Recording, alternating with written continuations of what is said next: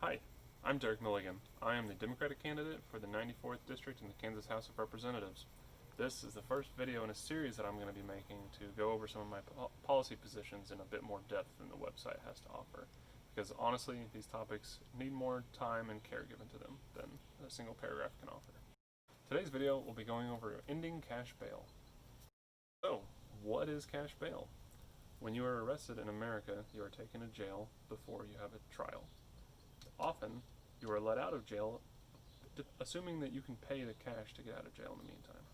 So, people with means, people who have a lot of income, are able to pay that cash no problem, they walk free. People who work minimum wage jobs, don't have a lot of extra income, often have to stay in jail because they can't afford to pay the cash bail. And in America, we are under the assumption that you're innocent until proven guilty in our justice system. And so what this leads to is people who have not been found guilty of any crimes sitting in jail because they can't afford to pay to get out. The presence of a cash bail system necessarily gives rise to people who need to help pay that cash bail.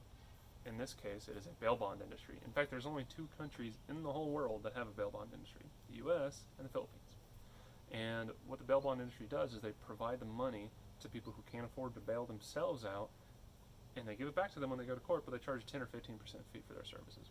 So you see there's people who already can't afford to bail themselves out who are now having to pay more money. And then a lot of times, because they have to spend the time in jail, they lose their jobs. Maybe they have trouble paying their rent because of the lost income. It creates this vicious cycle which people have a really difficult time breaking out of.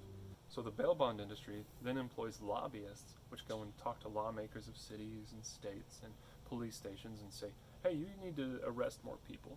Be worried about crime. Make people spend more time in jail, because the more people that are in jail, the more people will seek out their services. And so you have a whole industry that profits off of what's probably the worst day in someone's life. So what do we do about it? Pretty easy. We get rid of cash bail.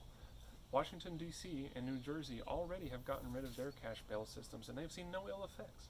The main thing that they do is reduce the barriers that get people to come back into court. So they provide childcare services. They send people reminder letters in the mail and text messages. Most people don't want to run afoul of the justice system. They want to do what's right. They want to show up to court, and so you just got to make it as easy as possible for them to do so. They still have over 90% of people that attend court, even without a cash bail system.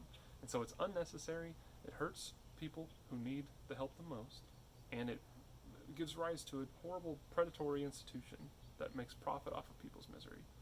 We need to end cash bail. Kansas can be better, it should be better, and that is a policy that I will pursue when I'm in Topeka after November.